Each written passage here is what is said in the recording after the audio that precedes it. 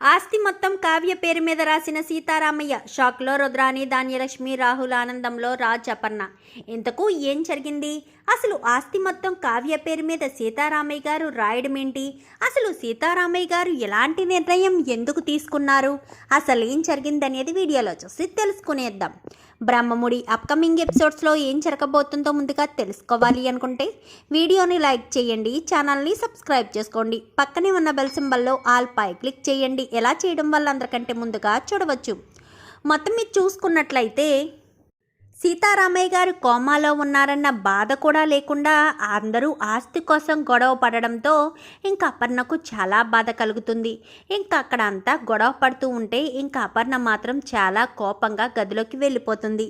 ఇంకా వెనకాలే కావ్య వెళ్తుంది. ఏంటత్తయ్య మీరే ధైర్యంగా ఉండడం అనేసి ఇలాగా మీరే దిగులుగా చెందితే ఎలా అత్తయ్య అని చెప్పాను, కానీ ఏం చేయమంటావు కావ్య? అక్కడ వాళ్ళ పరిస్థితి చూసావా? అక్కడ మనిషి పరిస్థితి ఎలా ఉందని కూడా ఆలోచించకుండా వీళ్ళు ఆస్తి కోసం కొట్టుకుంటున్నారు. అసలు రుద్రానికి ఏం సంబంధం ఉందని? ఆస్తిలో వాటా ఇవ్వను అని ఎప్పుడో మావయ్య గారు తేల్చి చెప్పేశారు. ఆయన ఇప్పుడు కళ్యాణ్కి ఆస్తి రాస్తే తన కొడుకుకి ఆస్తి రాయాలని అడుగుతుంది. అసలుకే ఇప్పుడే మొన్న కంపెనీలో 12 కోట్లు నష్టం వచ్చింది. ఇంతకుముందు 35 లక్షల నష్టం వచ్చింది. ఇదంతా కూడా రాహుల్ వల్లే కదా వచ్చింది. అది అర్థం చేసుకోదా రుద్రాని? తన కొడుకు తప్పు చేయలేదా? ఏదో తన కొడుకు ఈ ఇంటి కోసం అహర్నిశలు కష్టపడేవాళ్లాగా ఆస్తి పంపకాలు చేయమని అంటుంది. అసలు రుద్రానికి బుద్ధి జ్ఞానం ఉందా లేదా అని చెప్పాను, కానీ అలా మనిషికి ఉండుంటే ఖచ్చితంగా ఎలా ఎందుకుంటారు అత్తయ్య గారు? ఒక్కసారి మీరే ఆలోచించాలి కదా అని చెప్పాను, కానీ ఏం ఆలోచించడమో ఏంటో నాకేం అర్థం కావట్లేదు కావ్య. మామయ్య గారేమో ఏ నిర్ణయం తీసుకున్నారో తెలీదు. తీరామోసి మామయ్య గారి ఆరోగ్యం చక్కపడి ఇంటికి వచ్చేసరికి ఈ కుటుంబ పరిస్థితి ఎలా ఉంటుందో కూడా తెలియడం లేదు అని చెప్పనేసరికి ఏం చేద్దామో అని చెప్పాను, కానీ అసలు తాతయ్య గారు ఏదైనా నిర్ణయం తీసుకునే ఉంటారు కదా. ఇలాంటి పరిస్థితి ఏదో ఒక రోజు వస్తుందని తాతయ్య గారు అనుకునే ఉంటారు. ఎక్కడో చోట ఏదో ఒకటి రాసే ఉంటారు. ఒక్కసారి గదిలో వెతుకుదాం అత్తయ్య అని చెప్పనేసరికి సరే పదాని గది మొత్తం వెతుకుతారు. గది మొత్తం వెతికినా ఎక్కడా ఏమీ కనిపించదు. ఇంకా వెంటనే అపర్ణ అయితే లాయర్కి ఫోన్ చేస్తుంది. లాయర్ గారు, మా మామయ్య గారు ఏదైనా వీలునామా రాసి మీ దగ్గర పెట్టారా? అంటే ఎవరైనా ఆస్తి పంపకాలు అన్నప్పుడు నేను చెప్పలేని పరిస్థితిలో మీరు చూపించండి అని ఏదైనా మీకు ఇచ్చారా అని చెప్పాను, కానీ ఇచ్చారమ్మా అని చెప్పనేసరికి ఇచ్చారా? అయితే మీరు అదొకసారి తీసుకుని రేపొద్దుట మా ఇంటికి రాగలుగుతారా అని చెప్పాను, కానీ సరేనమ్మా రేపు నాకు కోర్టు హీరింగ్ ఉంది, నేను 11, 12 ఆ సమయానికి వస్తాను అనగానే కొంచెం వీలైనంత తొందరగా వీలునామా తీసుకుని ఇంటికి రండి అని చెప్పనేసరికి సరేనమ్మా అని చెప్పి ఇంకా లాయర్ అయితే చెప్తారు. మరుసటి రోజు ఉదయాన్నే రుద్రాని, ధాన్యలక్ష్మి పెంట గొడవ మొదలు పెట్టేస్తారు. ఏది ఏమైనా సరే ఆస్తి రాయాల్సిందే అక్క. ఈ కాగితాలు ఏంటనుకుంటున్నావు? ఇవి నా కొడుకు పేరు మీద సగం ఆస్తి రాసిచ్చేస్తున్నందుక సంతకాలు పెడితే సరిపోతుంది. డాక్యుమెంటేషన్ కూడా అంతా నేను రెడీ చేసేసుకున్నాను అని చెప్పాను, కానీ అదేంటి ధాన్యలక్ష్మి, సగం ఆస్తి నువ్వు తీసుకువెళ్ళిపోతే మరి నా కొడుకు పరిస్థితి ఏంటి? నువ్వు సగం తీసుకుంటావు, మరొక సగం రాజ్ తీసుకుంటాడు. మరి మిగిలిన వాళ్ళ పరిస్థితి ఏంటి? నా కొడుకు నేను ఏం చేయాలి అనగానే అవన్నీ నాకు తెలీదు రుద్రాని. అయినా నీకు ఈ ఇంటితో సంబంధం ఏముంది? నీకు ఇంటికి ఏం సంబంధం ఉందని నీ ఆస్తిలో వాటాడుగుతున్నావు మాతో సమానంగా.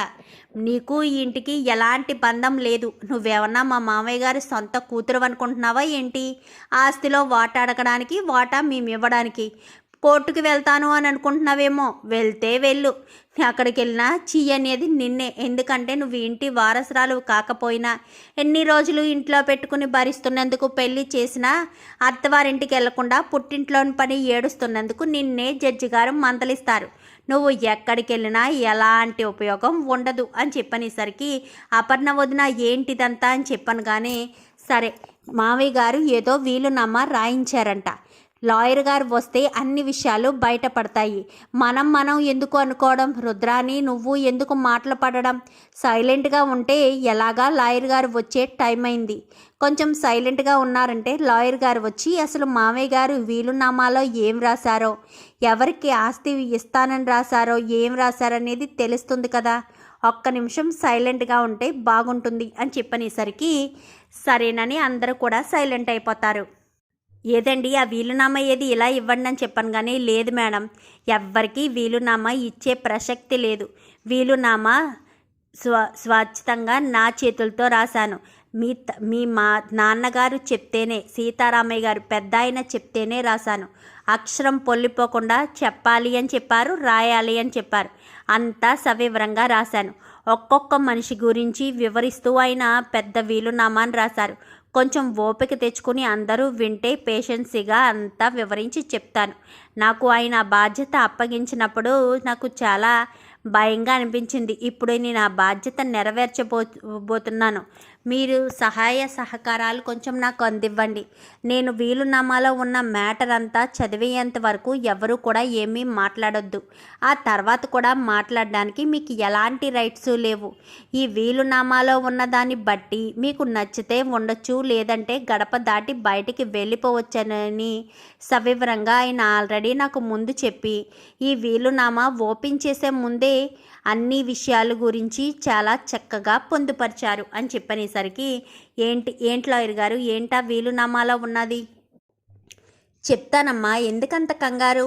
చెప్పడానికి కదా వీలునామా తీసుకుని వచ్చాను, ఎందుకంత కంగారు పడతారు అని చెప్పి ఇంకా లాయర్ గారు అనేసరికి ఎవరు ఏమీ మాట్లాడకండి అని చెప్పాను. కానీ దుగ్గిరాల సీతారామయ్య అనే నేను ఇది మనస్ఫూర్తిగా ఎవరి బలవంతం లేకుండా నాకు నేను అంతా మంచిగానే ఉండి పూర్తి స్పృహలోనే ఉండి ఇదంతా రాస్తున్నాను. ఇందులో నన్ను ఎవరు బలవంత పెట్టింది లేదు, నన్ను ఎవరు భయపెట్టింది లేదు. నేను ఇదంతా నా స్వతహాగా నేను నిర్ణయం తీసుకుని లాయర్ సమక్షంలో దీన్ని వీలునామాని పొందుపరుస్తున్నాను. ఇందులో లాయర్ ప్రోద్బలం కానీ ఎవరి ప్రోద్బలం కానీ లేదు. కేవలం నేను రాయలేని స్థితిలో ఉన్నాను కాబట్టి లాయర్ చేత రాయిస్తున్నాను అంతే. అంతకు మించి ఆయన మీద కోపతాపాలు పెట్టుకోవడానికి కానీ ఎలాంటి హక్కు అధికారం మీకు లేదు. మరొక విషయం, ఈ వీలునామాలో ఉన్నది ఉన్నట్టు ఖచ్చితంగా జరిగి తీరాలి. వీలునామాలో కాదు నేను ఒప్పుకోను అది ఇది అన్నవాళ్ళు నిర్దాక్షిణంగా నా ఇంటి గడప దాటి బయటికి వెళ్ళిపోవచ్చు. ఎవరు కూడా ఆపే ప్రయత్నం చెయ్యకూడదు కూడా. ఎందుకంటే ఈ ఆస్తి మొత్తం ఎవరి పేరు మీద అయితే రాశానో వాళ్ళకే సర్వ హక్కులు సర్వ అధికారాలు అప్పగిస్తున్నాను ఈ క్షణం నుంచి అని చెప్పనేసరికి ఇంతకీ ఎవరి పేరు మీద రాశారో అనుకుంటూ ఇంకా అందరూ కూడా చాలా కంగారు పడిపోతారు. అపర్ణ పేరు మీదే రాసుంటారు, లేక సుభాష్ పేరు మీదే రాసుంటారు, ఇంకా రాజ్ పేరు మీదే రాసుంటారు అని అందరూ కూడా అలాగే అనుకుంటారు, లేక ఇందిరాదేవి పేరు మీద రాసుంటారు అని అనుకుంటూ ఉంటారు. ఇంకా అలా అనుకుంటూ ఉండగానే ఇంతకీ ఎవరి పేరు మీద రాశారు లాయర్ గారు అనగానే, ఇందాకే చెప్పాను కదమ్మా కంగారు పడవద్దు, చెప్పడానికే వచ్చానని, ఎందుకంత ఆతృత పడిపోతున్నారు, ఆయన మీ పేరు మీద రాయలేదులే అని చెప్పి ఇంకా రుద్రాని నోరు మోయిస్తాడు లాయర్. అయితే ఇంకా చదివిన తర్వాత మొత్తం ఇంకా చదువుతూ ఉన్న తర్వాత ఇందులో మరొక విషయం ముఖ్య గమనిక ఒకటి, ఇందులో రుద్రాణి గారికి ఎలాంటి హక్కు అధికారాలు లేవు. రుద్రాణి అంటే నేను నా మేనేజర్ కూతుర్ని తీసుకొచ్చి పెంచాను. కేవలం తనను పెంచడం వరకే నేను బాధ్యత తీసుకున్నానే తప్ప నా స్వార్జితంలో అంటే నేను కష్టపడి చెమటోర్చి రక్తం చిందించిన ఈ ఆస్తిపాస్తుల్లో తనకు చిల్లి గవ్వ కూడా చెందే అవకాశం లేదు. తన కొడుకుని తన టాలెంట్ని ప్రూవ్ చేసుకోవడానికి 2 సార్లు అవకాశం ఇచ్చాను. ఒకటి కూకట్పల్లి బ్రాంచ్లో 35 లక్షలు అందులోంచి తీసేసుకున్నాడు. రెండోది మెయిన్ బ్రాంచ్లో 12 కోట్లు నష్టం వచ్చింది. రెండిటిని కూడా అడగడం లేదు, అడిగినా వాళ్ళ దగ్గర నుంచి వచ్చే అవకాశం లేదు. అడిగి చెడ్డనిపించుకోవాలన్న ఒక్క కారణంతో సైలెంట్గా ఉన్నాను. ఇంకొకటి రుద్రాణి, ఇంట్లో జరుగుతున్న ప్రతి గొడవకి కారణం నువ్వేనని తెలుసు. కావ్యరాజులు విడిపోవడానికి కారణం నువ్వేనని తెలుసు. ఇప్పుడు ధాన్యలక్ష్మిని రెచ్చగొడుతుంది నువ్వేనని తెలుసు.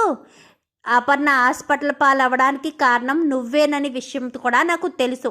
తెలిసినా నోరు మూసుకుని ఎందుకు ఊరుకుంటున్నానో తెలుసా? నా ఇంట్లో ఆడపిల్ల కన్నీళ్లు పెట్టకూడదన్న ఒక్క ఉద్దేశంతో. అందరికీ క్లియర్గా చెప్తున్నాను. ఇక మీదట ఈ వీలునామా చదివిన అనంతరం రుద్రాని ఇంట్లో ఉండడానికి వీల్లేదు. ధాన్యలక్ష్మి వండడం వండకపోవడం తన ఇష్టం. ఎవరి బలవంతం మీద తను వండమని కానీ ఎవ్వరూ ఫోర్స్ చెయ్యొద్దు. వీలునామా విన్న తర్వాత వండాలనుకుంటే ఉంటారు, వెళ్ళిపోవాలనుకుంటే వెళ్ళిపోతారు.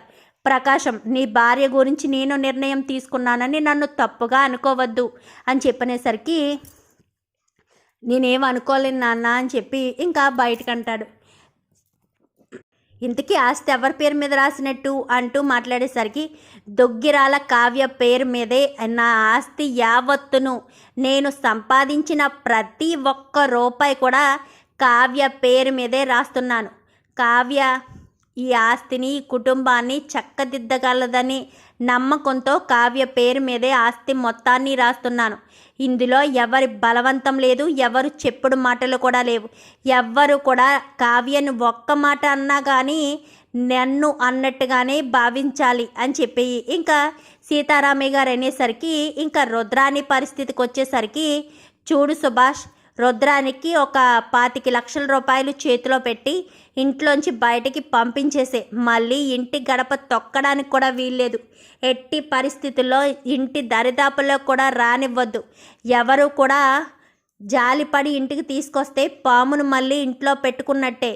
నేను ఎందుకు చెప్తున్నానో 1కి 2 సార్లు అర్థం చేసుకోండి అంటూ సీతారామయ్య గారు వీలునామాలో చెప్పి కావ్య పేరు మీద ఆస్తి మొత్తాన్ని రాశారనేసరికి ధాన్యలక్ష్మి కాస్త చప్పటి తాంపేరైపోతుంది.